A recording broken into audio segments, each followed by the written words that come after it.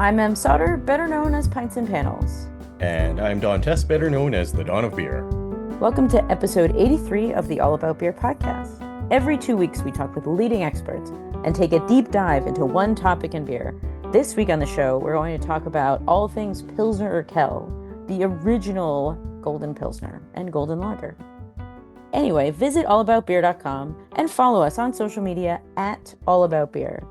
And please visit allaboutbeer.com/support to support this show and others. So, Don, do you have any thoughts about Pilsner Urquell being the first Golden Lager, or just any thoughts about Pilsner Urquell? Well, I do think it's a cool story because I think a lot of beer comes about as evolves.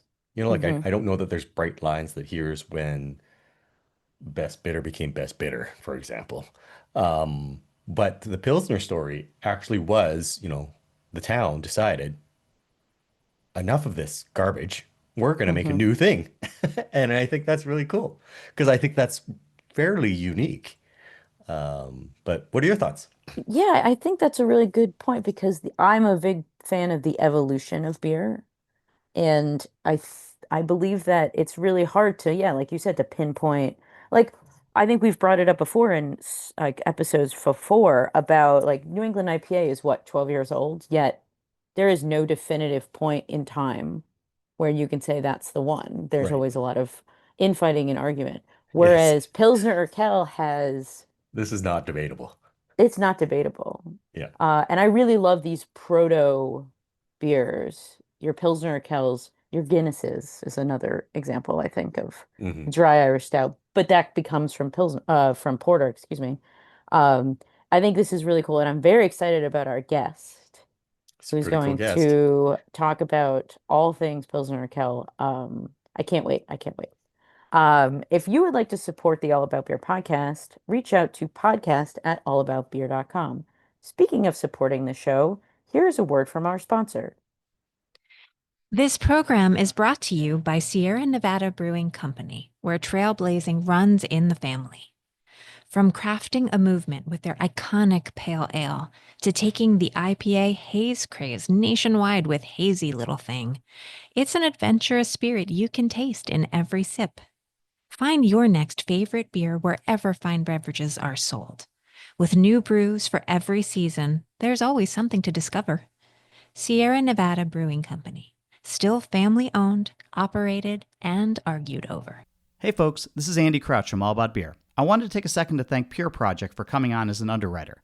We appreciate having the support of this sustainably sourced San Diego brewery. Pure Project believes that quality ingredients and attention to detail matter, from grain to glass. You can enjoy their beer at multiple locations in San Diego and the North County. If you want to join Pure Project and the more than 25 other underwriters helping us pay our writers, podcasters, and artists, check out allaboutbeer.com/support. It's an affordable way to join the All About Beer community. Ariana, Callista, Tradition, Mule Melon, Select. RahrBSG sources these German hop varieties and more directly from German growers through their cooperative organization, HVG.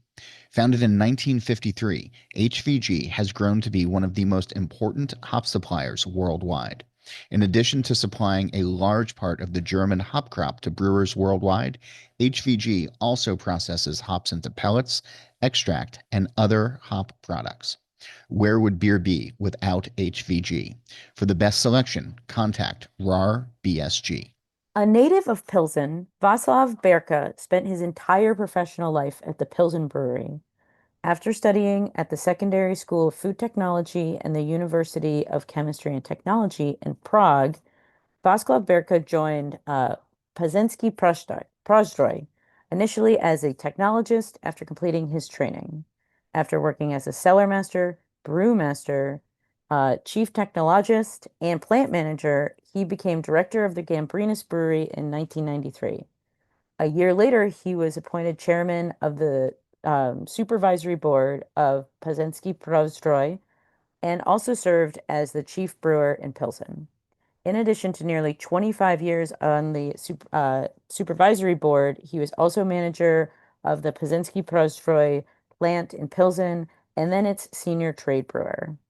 Today, Berka is head brewer emeritus at Plzeňský Přístroj and is the co-author of 2 Czech patents and the author and co-author of lectures at professional brewing conferences in the Czech Republic and abroad. Welcome to the show, Václav. Hello. Nice Hello. to hear you. Yes, likewise. Don and I are so excited to be talking with you today about all things Pilsen and Pilsner Urquell. This is a very exciting episode for us. We're very happy that you're here. I guess my first question is, how does the town of Pilsen fit into, because you're from Pilsen and you've been there for. I am direct from Pilsen, and Pilsen is beautiful city. I've never been, and I don't believe Don has ever I been have never either. been. It's a pity. It's a pity because I know, I'm sorry. here in Pilsen was born beer which gives to the world name for category Pilsner. This is because of name our city. Yes. And it was funny story in this time. Please tell us the funny story. I would love to hear about how Pilsen fits into the history of Golden Lager, which is the most popular beer style and category in the world. Okay, I will start about it. Yes. We brewed this beer from, our first brew was brewed 5th of October 1842. It means within 4 days, we will celebrate 183 years from brewing first brew. But before brewing this first brew, we had in Pilsen a long history with brewing a beer. Because first information about brewing here in Pilsen are dated to year 1295. It was a great year because in this year, our king Wenzel II,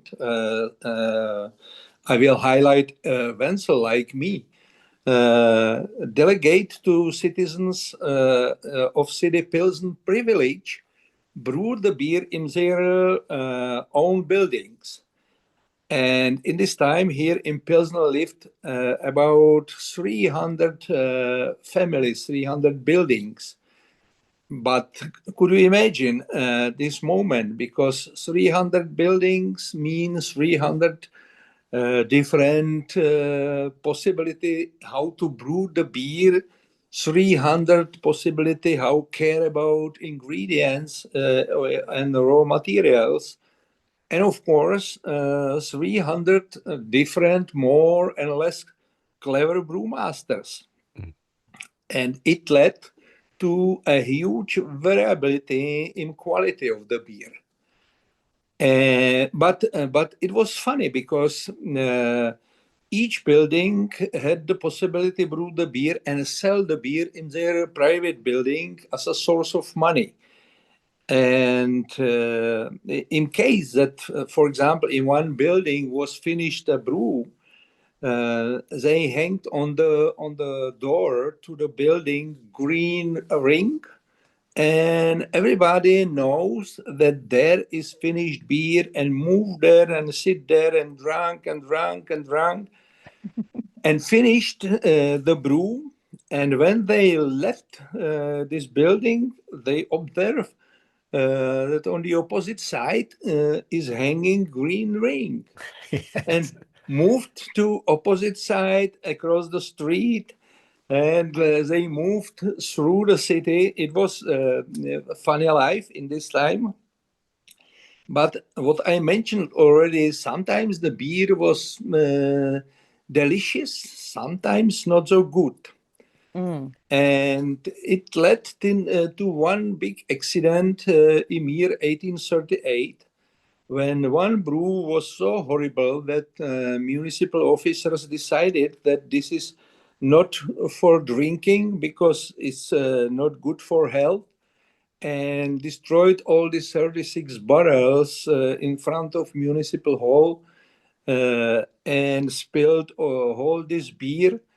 And it was, I would say, last draw for decision to build one new and modern brewery where will be brewed great beer for all time. Mm.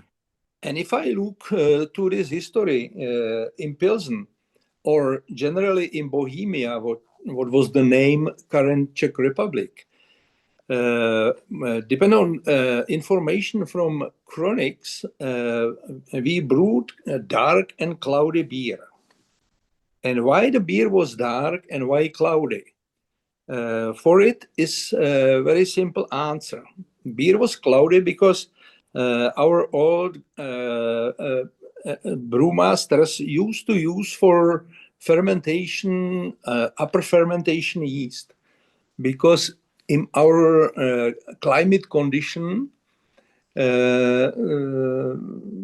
was necessary to use upper fermentation because it is possible fermented by temperature up to 24-25 degrees Celsius.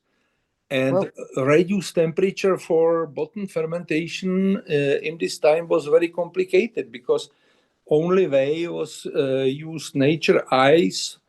Artificial cooling was not invented in this time. And our people was that thirsty whole year, not only through winter. And it was reason for using upper fermentation. And why was dark? Again, simple answer, because on the end of malt production, the germinated barley was dried, or we say kilned, on the open oven, and was, of course, smoked, very often burned, and it led to dark color of the beer.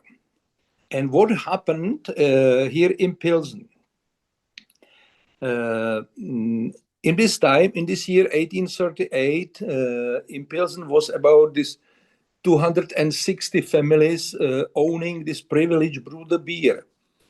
And they merged together, joined their power, put to one new company this, I would say, law. We could imagine it like one share and money for building new brewery. But objective was that the beer have to be on the high quality. And to achieve this result, they sent it one local civil engineer, Mr. Martin Stelzer, to Beer World. In this time, Beer World was represented by Vienna in Austria, Bavaria in Germany, and England with their beer. Martin Stelzer, traveling from England, came back to Pilsen with a system of kilning, which already used to use drying or kilning, not with open flame, but with hot air. And it was dramatical change of quality and mainly color of the malt. And it led to absolutely different color of the beer as a result. And on the way through Bavaria, Martin Stelzer met in small German city, Vilshofen, close to Passau, one brewer, Joseph Groll. And in Bavaria was already used bottom fermentation. And he asked Mr. Groll to go brew beer to Pilsen, and contract was on the way. Joseph Groll traveled to Pilsen with, I would say for this time, new type of yeast for Bohemia, and came to Pilsen, where was built new and modern brewery with deep cellars. And it was important because historical building in Pilsen was, of course, cellars, but not so cool enough. And here was built a new and modern brewery in modern style. And he has a new type of yeast. And by traveling from Bavaria to Bohemia, to Czech Republic, he traveled through area Sác, Žatec, and he recognized that the hops which grow there on the field is much more aromatic. And it was reason why he said, we will use from beginning the Sác hops. And what happened here in Pilsen? Joseph Groll came to Pilsen, to new modern brewery, and combined local ingredients, local water. Our water is famous because it's very soft. Pilsen as a city is located on the big piece of sandstone, and to Pilsen are flowed 4 rivers. And Pilsen is very well saturated with water. And we are lucky that in this underneath, there are no mineral sources or alkalic sources. It means water coming to Pilsen with these rivers or rainwater is only very good filtered through the sandstone. And rest soft like surface water. Very important because, beer contains more than 90% of water. Second ingredients, malt was absolutely new for this time. I already mentioned English system of kilning. Color of the malt was much more pale. And Sác hops, because Sác hops is grown about 60 kilometers far from Pilsen. He combined these 3 ingredients and used a current method of brewing, meshing system, and we are using from this time 3 mesh decoction system. The mesh was done in copper kettle with direct heating. Historically, first heating was done by wood. Later, we transferred this heating to coal. And just because we still continue with using direct heating for copper kettle, we are using nature gas. And after meshing and lautering, continued to fermentation. And for fermentation was used a new type of yeast, bottom fermentation yeast. And first brew was brewed 5th of October, 1842. 5th of October. Write that down. Yeah. And first brew was opened on the main square 11 November. 11 November, it's in our calendar marking Names Day. And there was a big fair, big celebration because there was presented beer from a new brewery, which belongs to all citizens. And the main square was full with people when Joseph Groll started with opening the wooden barrel. And after opening the barrel, he poured first beer.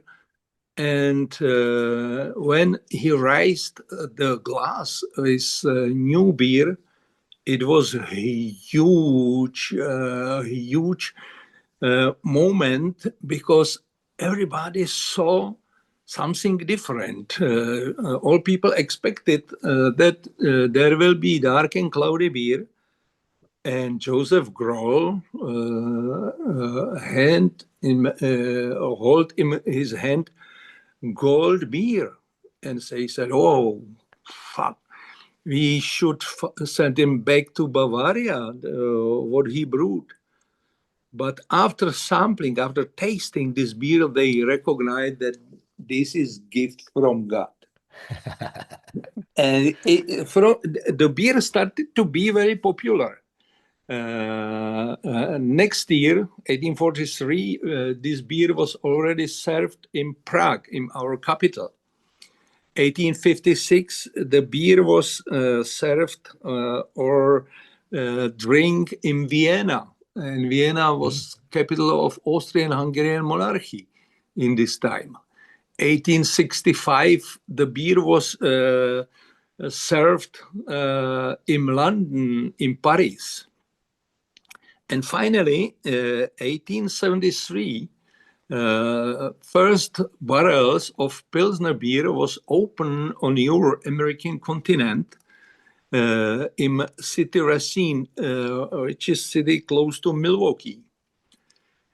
And it was very quick start. And of course, other breweries, and in this time in Bohemia was about 1,000 breweries, start with copying. Firstly, they copying the process, and later they started with copying a little bit the name, because the first trademark, which was registered 1859, it was trademark Pilsner beer, because the beer was brewed in Pilsen. But because in Pilsen was later born still other breweries, brewery Gambrinus, and later brewery Prior and Světovar. All these breweries, because they brew the beer in Pilsen as well, had the possibility to name the beer Pilsner beer as well. It means this trademark, Pilsner beer, was not strong enough to protect the beer from original source. And it was reason for registration new trademark, and it was trademark Pilsner Urquell, equal in Czech language, Plzeňský prazdroj. And it was year 1898. And I already mentioned that we protected the beer not strong enough, because in city Pilsen was born other Pilsner beer produced breweries. And it was founding or a ground for foundation of the category. And I would say it was a huge moment this year, 1842, because I mentioned 1,000 breweries brewing the beer. Practically all these breweries used to use upper fermentation. But within 42 years, I mean 1884, practically 100% breweries moved to fermentation in Pilsner style with bottom fermentation. And Citizen Brewery, or current Pilsner Urquell or Plzeňský prazdroj, was in this time one from the biggest breweries in Austrian-Hungarian monarchy. And in year 1913, we produced more than 1 million hectoliter of the beer. Biggest brewery on this time. And of course, then came First and Second World War, economic crisis, and we came back to this volume again 1965. I have a quick follow-up, actually. So how do you feel about Pilsner as a name being used? Like, let's say there's a brewery in my town, I live near New York City, that brews a Czech Pilsner. Is that not cool? Or does it not matter? I should say I'm proud for Good. it that because of Pilsner beer or Pilsner Urquell is so famous, is exported to more than 50 countries around the world. And it's not only my proudness as a born in Pilsen, but for other people living in Czech Republic, because if they travel across for their holiday or for business trip, and if they meet somewhere Pilsner beer, they recognize it and feel proud for it, because it's it's piece our country, piece their proudness. Yeah. That's awesome. Václav, we're going to take a quick break, but when we get back, we're going to dive into Pilsner Urquell and how it's brewed. So we'll be right back after these messages. Okay. Hey folks, this is Andy Crouch from All About Beer. I wanted to take a second to thank Pure Project for coming on as an underwriter.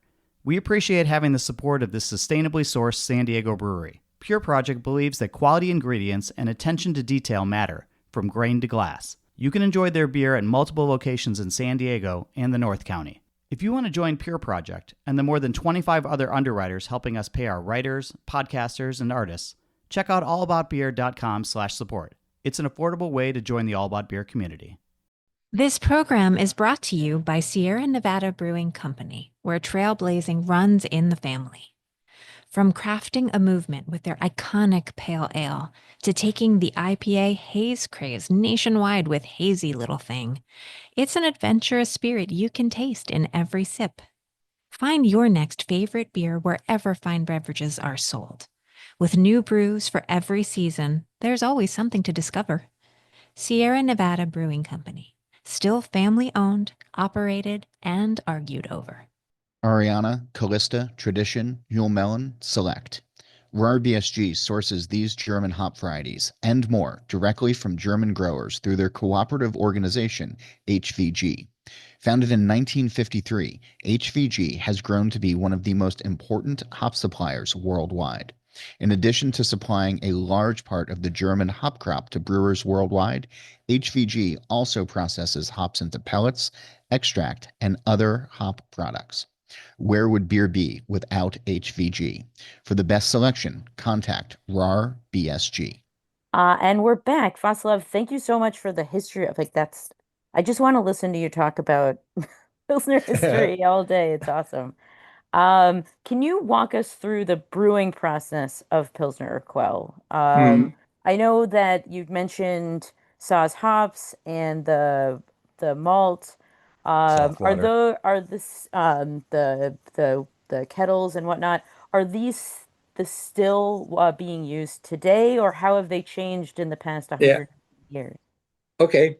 I mentioned that Joseph Gross started with using only 3 ingredients: soft water, which is in Pilsen, then malt, which was produced on own malting plant, and Saaz hops. And I would like confirm that we continue on this way, because we are still using soft water. We have now 5 wells deep, about 100 meters. Where is this soft water using for our brewing? It means first ingredients, water, is practically the same, because water flowing to the underneath lake is flowing there through the sandstone shift for more than 50 or 60 years. Very, very nice water and very soft water. In case of malt, we continue on this way because, our brewing process is a little more demanding, and this is the reason why we produce malt in our own malting plant. Oh. Here in Pilsen, we have area which is about 55 hectares. Originally, here was or are 2 breweries, Pilsner Urquell and Gambrinus, but we have here still our own malting plant, which produce for us malt from only Czech barley. We have in Czech Republic registered, as all brewers, we have registered trademark, protected geographic indication, Czech beer. And to follow rules of this protected geographic indication, we have to use Czech ingredients, and it means Czech variety of barley. And we have here in Czech Republic Research Institute of Brewing and Malting, and this research institute for every year confirms 6 or 7 varieties of barley which is possible to use for malting and for brewing Czech beer. Means we produce our own malt only from Czech barley, and it's pale malt, known as a Pilsner malt as well. Third ingredients by Joseph Grohl was Saaz hops, and we still continue with using Saaz hops because, you know, these hops is not so bitter. The level of alpha is not so high, but there are components of aroma compounds which gives to the beer in final nice hoppy aroma, and this is the reason why we are using the Saaz hops. This is about ingredients. Fourth, but in reality it's not ingredients, is yeast. We are still using bottom fermentation yeast, and to be sure that we care about this year, we have registered our variety of the yeast and protect it. And to be sure that we will continue with this yeast, we save it around the world for different places, for different microbiological institutes in laboratories, to be sure that in case of any accident on one continent or something similar, we will have our yeast for fermentation. And now to process. I mentioned that mashing or brewing was done in copper kettle. We still have in our brewery copper kettle with direct heating. It means below the kettle there is a room where is open flame, and below the kettle there is temperature higher than 600 degrees Celsius. And this is important as well because how is by mashing create sugars from malt. There is by waving of the mash level, there is ongoing a little bit caramelization, and this caramelization gives to the Pilsner Urquell a nice golden color on final beer, and of course a little bit tones of caramel in taste and in aroma. And we are still using 3-mash decoction because we are sure that exactly by this 3-mash decoction process are create these basic parameters, not only in quality of the beer, but as well parameter drinkability. And we appreciate this drinkability so much. And after brew house came to fermentation and maturation. We have from year 1992-93 fermentation and maturation in cylindro-conical tanks. But because we were quite nervous when we transferred fermentation and maturation from wooden cask and wooden barrels to stainless steel cylindro-conical tanks, about quality and about drinkability of the beer. And it was reason why we led here in brewery one department in our historical cellars, and we there still continue this fermentation in small part of beer in wooden cask, and after then continued maturation in wooden barrels, 40 hectoliters wooden barrels.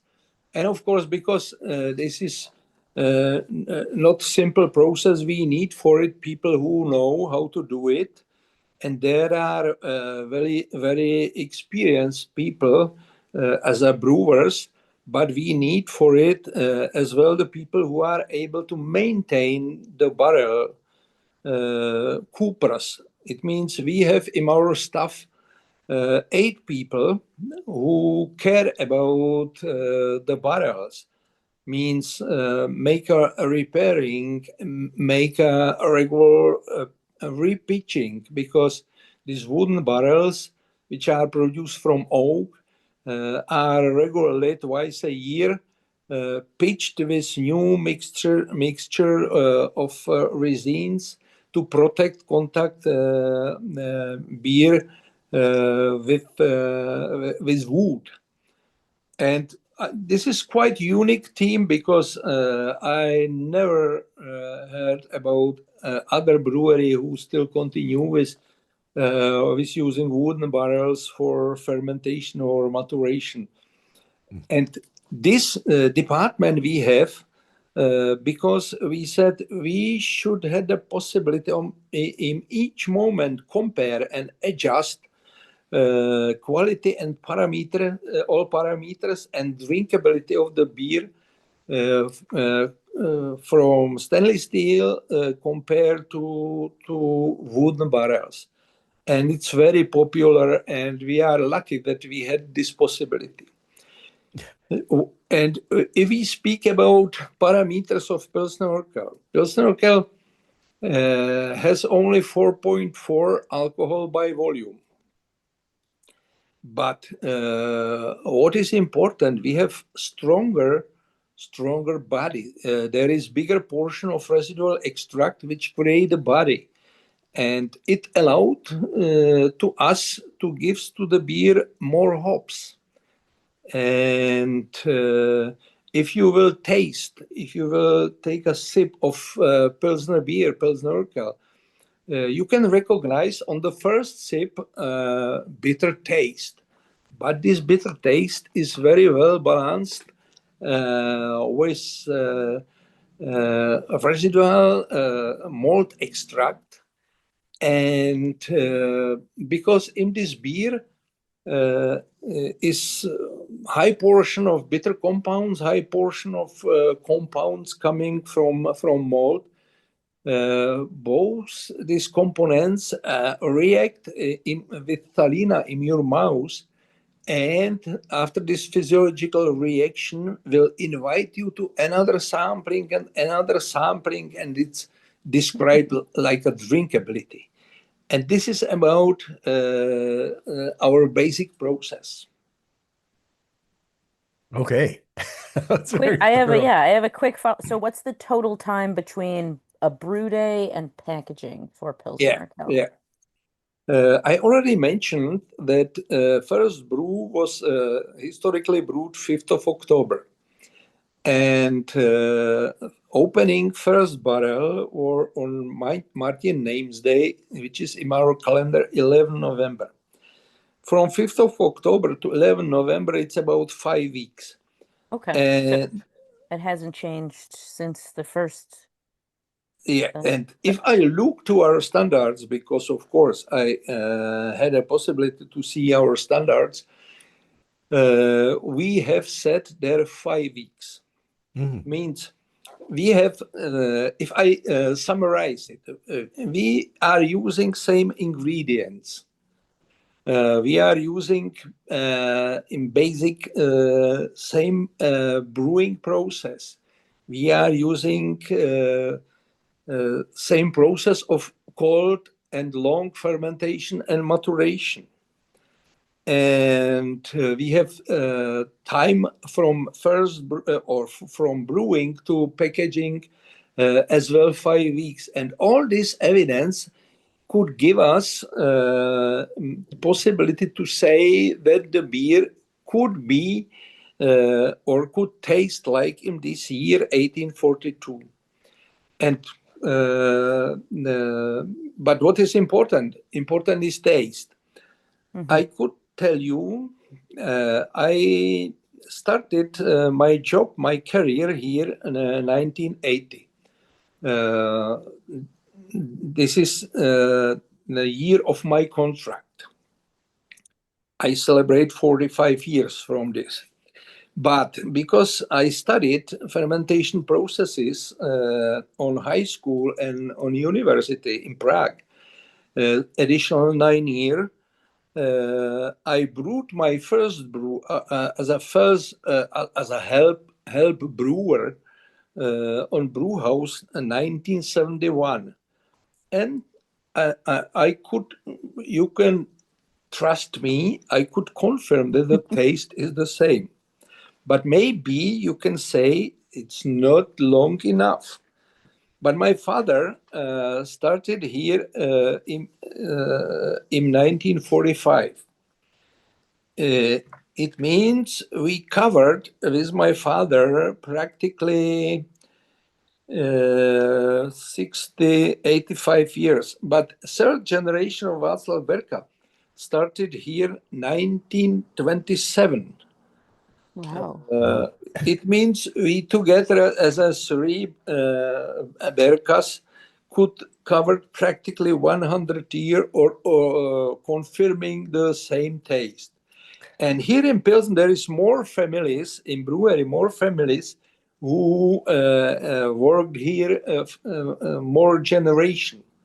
And to add validity to tasting, we have still team of old brewmasters who worked for Pilsner Urquell for a long time, for all life. It's team about 20 people. Average age of this team is about 82.5 years, and they have every 2 months meeting, and we present for these people tasting panel, and this team as well is confirming that the taste is same like when they was active in operation of brewery. Okay? Yeah, I like that. So does this mean that all the Pilsner Urquell in the world is brewed at the brewery there, or is some brewed under license elsewhere? Yeah. We have brew house where we have now 8 kettles, Oh, copper wow. copper kettles, and I should invite you to Pilsen. I should invite you because if you will come to brew house, and we have a nice brewery tour. By the way, last year we won first place in competition between brewery visitors tours. Great success. We beat many other big European breweries. And if you will come to brew house, because we are going through a real production, if you will come to brew house, there is written that on this brew house is brewed a day 2,880 half-liter max of beer. And this is the reason why we brewed this beer only in Pilsen. And because we have field which is about 55-56 hectares, here is place for possible increasing the capacity if will be necessary. Means all Pilsner Urquell around the world, and I should highlight that we could add to this all other planet around the world are brewed in Pilsen. Okay. I have a sensitive question. I guess it's not that sensitive. One of the main characteristics that a lot of people say about Pilsner Urquell is that it has diacetyl in it. Do Yes. you believe that Czech beer should have diacetyl in it? Yes or no? Well, yes, because it's in there. Yes. Yes. Yes. Yeah. Yes, and simple answer is yes, I'm sure it should has been. We as a Czech brewers are brewing the beer with higher portion of residual extract to create in the beer the body and fullness of the beer. And we are sure that this bigger portion of residual extract influence the drinkability of the beer. And this is the reason why we don't control the process because of fermentation through to bottom. We let there higher portion of this residual extract, and it is connected with diacetyl. Diacetyl influence the fullness of the body of the beer and drinkability of the beer. I know that many brewers around the world complain that diacetyl is signal of any infection or bad hygiene, but this is not case of Czech lagers. And the Czech lagers are famous and typical with tones of diacetyl. Maybe this is the problem that we are not so successful in few abroad quality tasting competitions like World Beer Cup in USA. But I was there as a judge for few times, and thanks to pushing of Czech brewers, my colleagues who were as well in jury of this competition, we add this parameter as a basic parameter for Pilsner lager or European lager. How is this beer defined? Yes.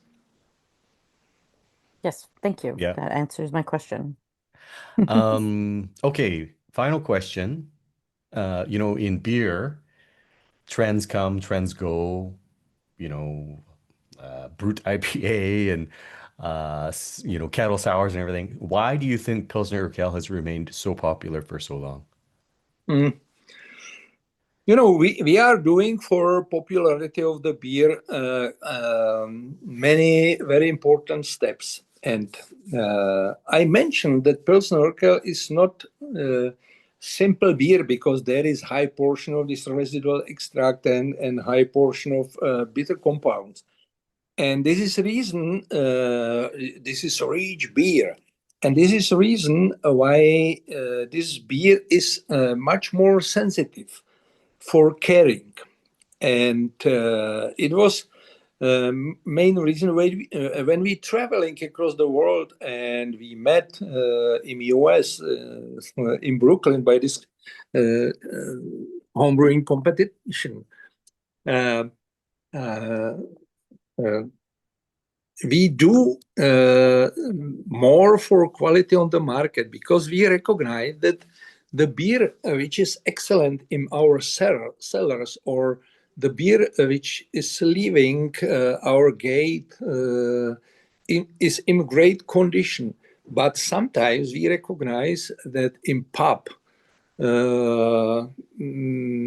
and mainly in far destinations is not so good, and was the reason why we founded in year 2005 team of trade brewers, trade brewing. Maybe you recognize it in my CV. I founded this department, and we said we should educate much more the people who are caring about the beer.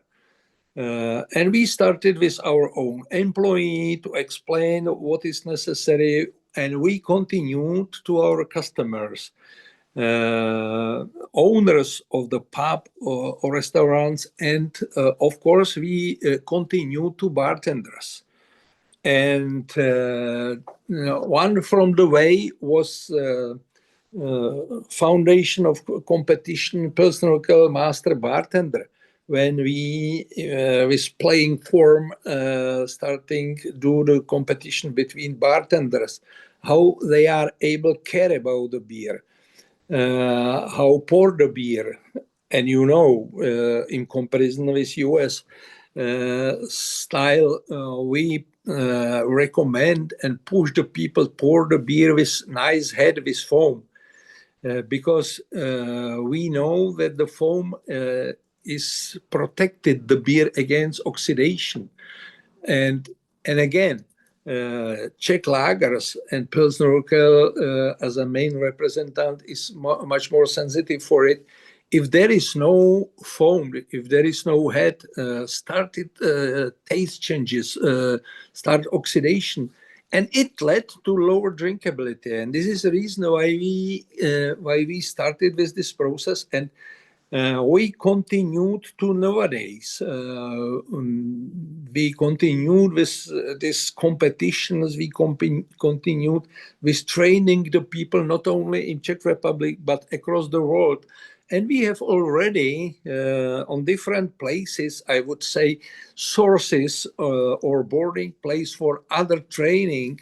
And the people who are educated direct here in Pilsen and has a practical training in biggest pub in Czech Republic are able later make additional training for other pubs, other colleagues in their country or in their cities, because we are sure that caring about the beer is very important, because but it is not new. Because we have in Czech one proverb that brewmaster is brewing the beer, but bartender makes it. And this is very, very true, because in case that the bartender is not able to pour the beer in cold and clean glass, and pour it with nice head, it's able to destroy everything what happened before, from coming ingredients to brewery, through brewing process to transport to pub. But in case that the bartender is very well skilled and educated and pour the beer on proper way, with a really creamy head, and put this glass in front of you, and the head on the beer will moved a little bit shaked, and he tell you cheers, or how we say in Czech language, na zdraví. It's necessary to catch the glass and drink na zdraví, or cheers. Oh, Awesome. I want one of those right now, even though it's early for me. But that was, Václav, thank you so much for coming to chat with us today about Pilsner Urquell. Like, this was incredibly fascinating. We really appreciate your time, and we can't wait for Don and I are definitely coming to visit you in Pilsen, And and we will let you know. yeah, I would say for all people who are hearing us, come to Pilsen. We will show you everything during the tour. And I would like to tell you, we brewed the beer 183 years. and we don't change it. It's fascinating. Love Thank you it. so much today. Cheers. No zdraví. Cheers. Na zdraví. Cheers and na zdraví. So Don, that was incredibly fascinating.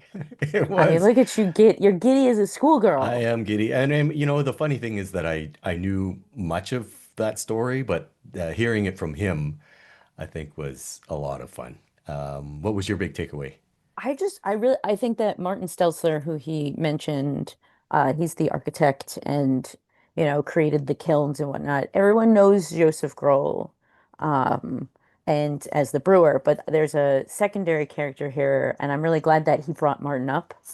And I just loved how I love how you hear all these stories that could be fake, Mm.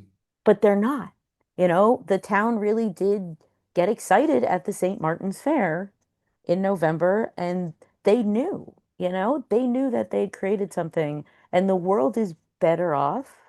Come on, New York City, get your shit together and make a beer style. It's just Build a fun to see brewery. a town get pulled together Yes. and create something, create an icon. Yeah, that has stood the test of time too. Yeah. It's what 183. That's insane. It's what a fun story. What a fun beer. story. Well, beer is awesome. I'm gonna go Um, have one. Yeah, I need to go buy one. Anyway, please visit allaboutbeer.com and follow us on social media at allaboutbeer. And visit allaboutbeer.com/support to support this show and others. If you have any questions for the experts, email podcast@allaboutbeer.com. That's also the email for feedback, suggestions, or to inquire about supporting the show through advertising. Don, how can people reach out to you? People can follow me on X, Threads, Blue Sky, and Instagram. I'm at the Dawn of Beer. On Facebook, I'm at the Beer Dawn. And if people want to ask me nerdy questions, because I love talking about nerdy things, they can send me an email, dawn@thedawnofbeer.com. How about you, Em? I am at Pints and Panels on Blue Sky, Facebook, and Instagram, and my website is www.pintsandpanels.com. So there's a big reason why podcasts always ask for listeners to like and subscribe. With more reviews and subscriptions, the algorithm will show our podcast higher on the list when people search for beer podcasts. So please, please, please like and subscribe to Yes, our like and podcast. subscribe. Like and subscribe. Smash that like button. Oh, I can't believe I just said that. Gross. Awful. That is awful. Please help us do it. You should do it. Please help us spread the word of good beer. And here's a final word from our sponsor. Hey folks, this is Andy Crouch from All About Beer. I wanted to take a second to thank Pure Project for coming on as an underwriter.